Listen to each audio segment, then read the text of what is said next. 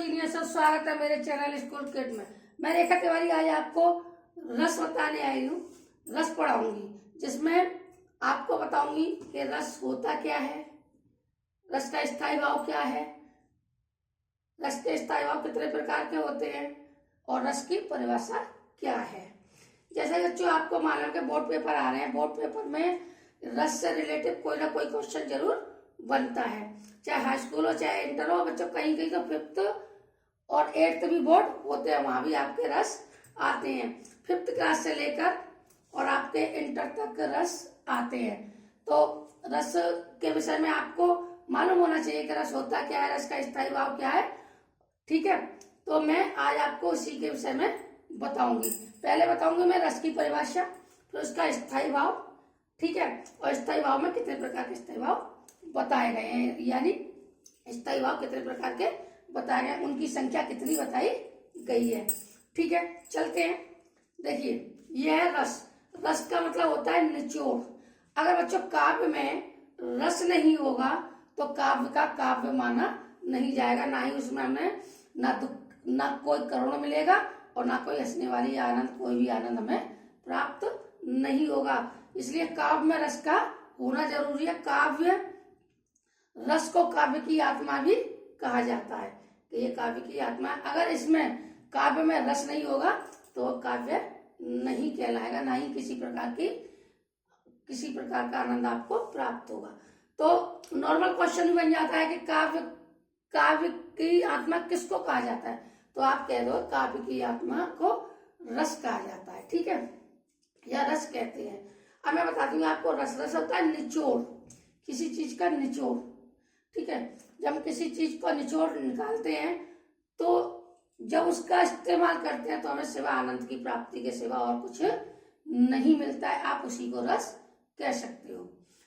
ठीक है, ये इतनी साधारण तरीके से मैं आपको परिभाषा बता रही हूँ। आपको अगर इस तरह की परिभाषा मेरे द्वारा दी गई आपकी याद कर लोगे तो आपको कोई और परिभाषा देखने की आवश्यकता नहीं पड़ेगी।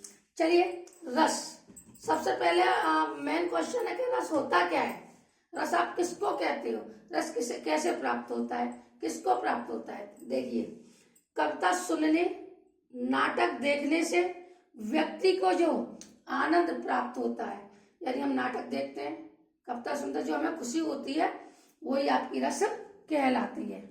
ठीक है, इसके 4 अंग माने गए हैं। रस के कितने अंग माने गए?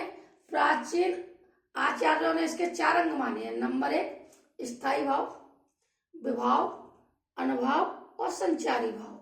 ठीक है, अब हम देखते हैं कि इसमें जो स्थायी भाव है या विभाव है या अनुभाव है या संचारी भाव है, तो स्थायी भाव होता क्या है, किसी चीज का स्थायी भाव होता क्या है। चलिए बताते हैं स्थायी भाव की परिभाषा। ठीक है, तो स्थायी भाव की परिभाषा, पाठक के हृदय में जो भाव स्थायी रूप से विद्यमान होते हैं, यानी व्यक्ति के हृदय में जो भाव पहले से विद्यमान होते हैं वही हमारे स्थायी भाव कहलाते हैं। ठीक है, प्राचीन आचार्यों ने इसकी संख्या कितनी बताई है? 9। ठीक है, 9 संख्या बताई है। इसी के आधार पर 9 रस बने हैं।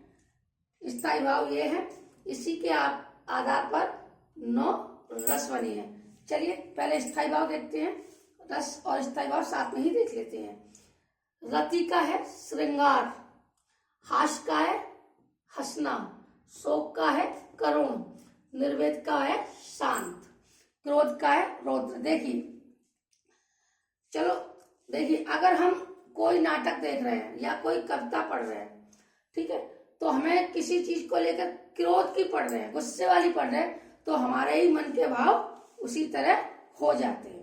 सपोज करिए आप कोई वीर रस की कविता पढ़ रहे हो, तो हमारे शरीर में भी वीरता के लिए एक भाव उत्पन्न हो जाता है।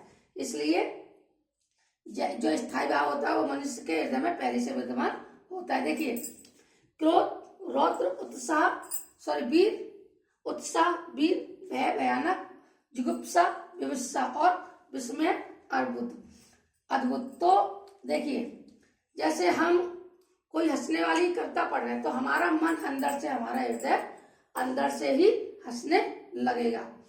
तो मैंने बताया था ना, स्थायी भाव स्थायी भाव मनुष्य के रूप में हृदय में पहले से विद्यमान रहते हैं। तो हमारे हृदय में ये भाव पहले से हैं, सिर्फ हमें तो इसका स्थायी भाव देखना है कि किस तरह से हमारे शरीर में ये काम कर रहा है। अगर मेरे द्वारा दी गई जानकारी अगर आपको अच्छी लगे तो मेरे चैनल को लाइक करो, कमेंट करो, सब्सक्राइब करो। थैंक यू, धन्यवाद।